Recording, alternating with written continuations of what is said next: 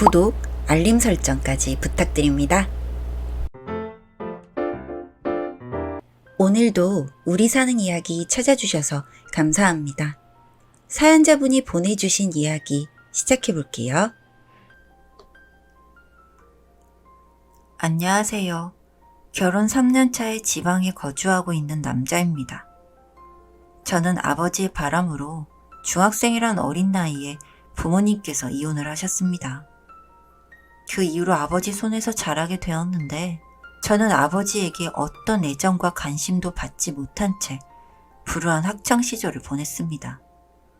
집에는 관심도 없는 아버지 밑에서 고아나 진비 없이 자란 탓에 조금만 더 참고 기다려 고등학교만 졸업하면 이 집을 나가겠노라 결심을 했었습니다.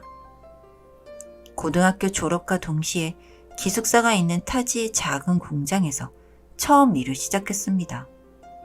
잔업이 많아 매일이 과로였고 시골 같은 곳에서 나가 놀 곳도 없는 그런 후미진 곳이었지만 그래도 마음만은 편했기 때문에 그곳이 좋았습니다.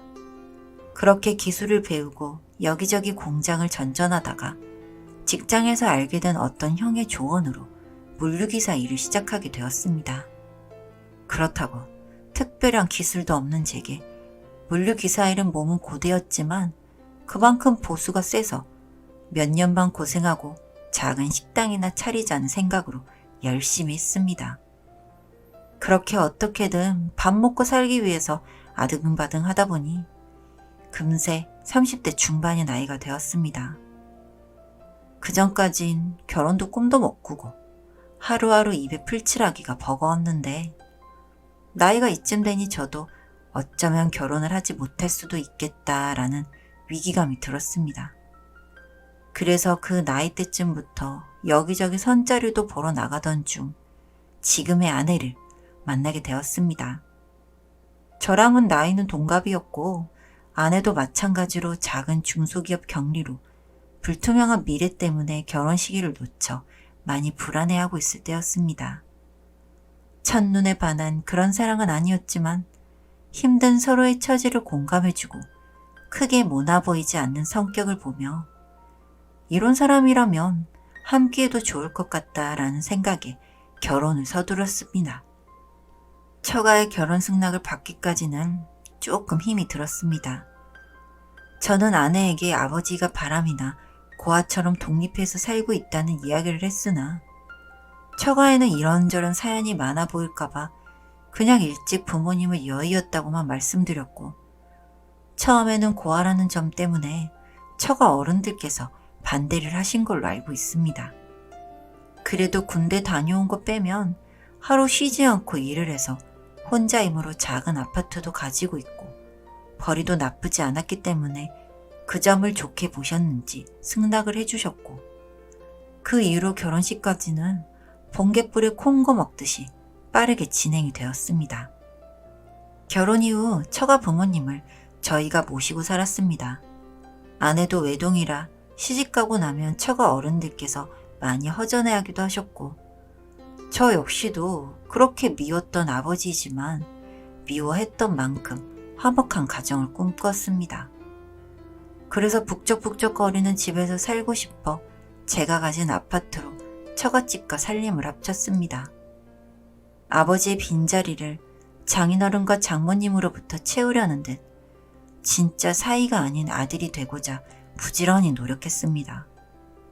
계절이 바뀔 때마다 어른들을 모시고 여행도 다니고 아내와 장모님 몰래 장인어른과 저녁 포장마차에서 소주도 기울이기도 하고 1년마다 병원에서 건강진단에 좋다는 보약도 해드리고 정말 아들이 되기 위해 열심히 노력했습니다.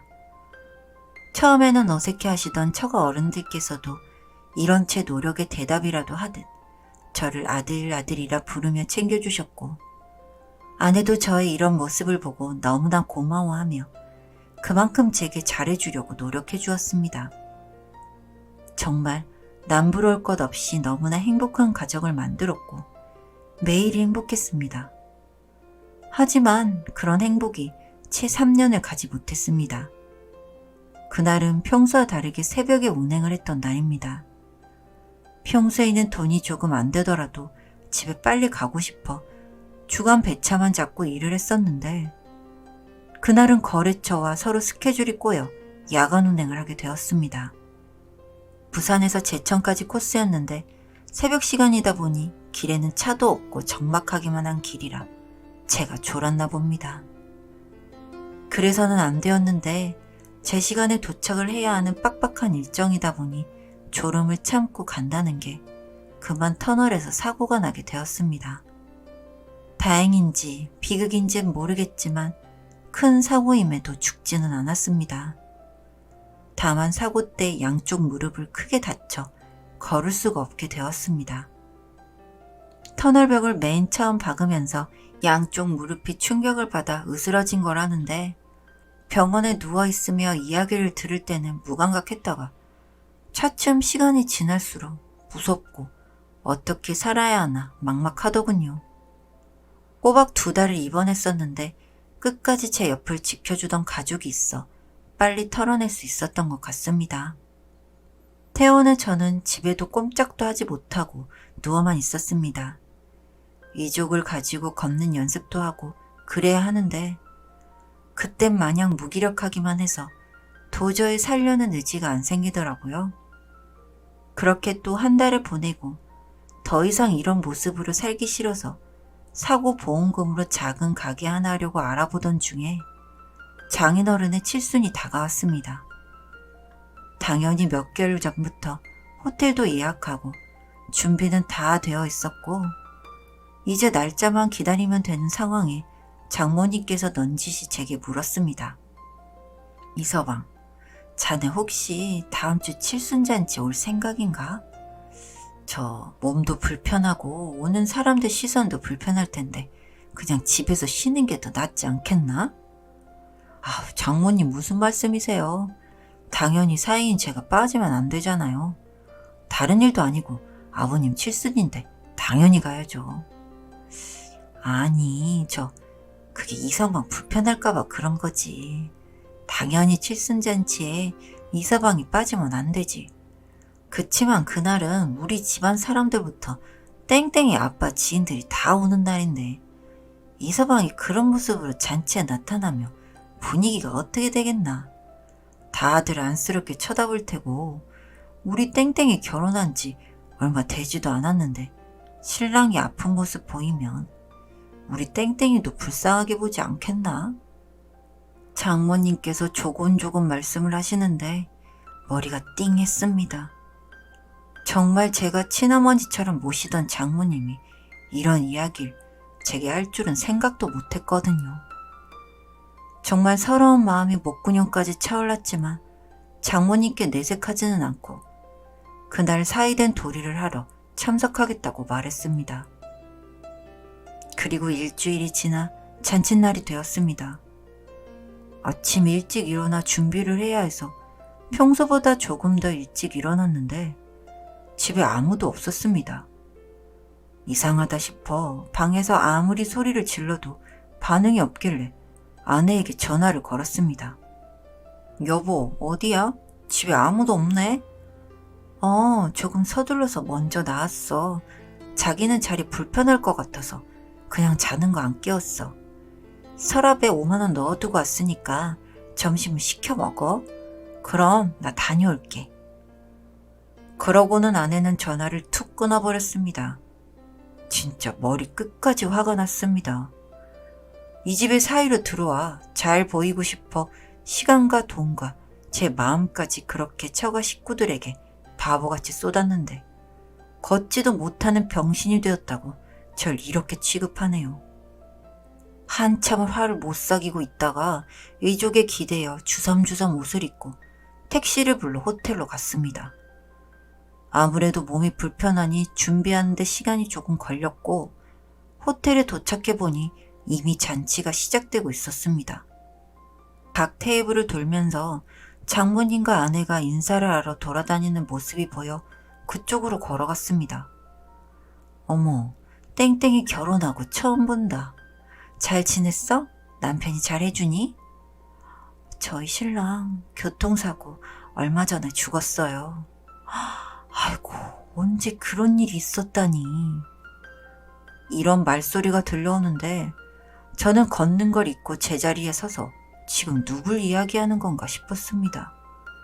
내가 죽었다니? 아내와 장모님이 무슨 소리를 하는지 이해가 되지 않았습니다. 곧바로 아내 뒤를 따라가 아내를 불렀습니다. 아, 여보, 나 왔어. 혼자 먼저 가면 어떡해. 찾아오느라 힘들어 죽는 줄 알았잖아. 아내가 뒤를 돌아보며 절 보더니 얼굴이 사색이 되었습니다. 곧이어 장모님께서 뛰어오시더니 절 나무라는 게 아닙니까? 아니, 자네는 장모 말이 웃었나? 집에 있으라면 편하게 쉬고 있으면 되지. 왜 힘들게 나와서 잔칫날을 엎으려 하는 겐가? 장모님, 무슨 말이세요? 제가 잔치를 엎으러 왔다뇨. 여기 호텔 제가 예약한 거예요, 장모님. 다른 것도 아니고 장인어른 칠순 때문에 제가 예약한 곳이라고요. 그리고 아까 땡땡이가 말한 거 들었는데 제가 사고로 죽다뇨? 그게 무슨 말씀이세요? 아휴, 자네가 이러는 게 다 땡땡이 아빠 잔치를 망치는 거라고. 땡땡이 장애인 된 신랑 수발이나 들어야 한다는 게 자랑인가? 왜 여기에 나와서 우리 땡땡이와 땡땡이 아빠 망신을 주냐고. 아, 얼른 집에 나가. 빨리 나가. 고래고래 소리를 치시는데 주위 사람들이 이쪽을 보며 무슨 일인가 싶어 귀를 세우고 있는 모습이 보였습니다. 잘 되었다 싶어서 저도 맞받아쳐 소리를 질렀습니다. 아니, 장모님, 염치가 없어도 유분수지.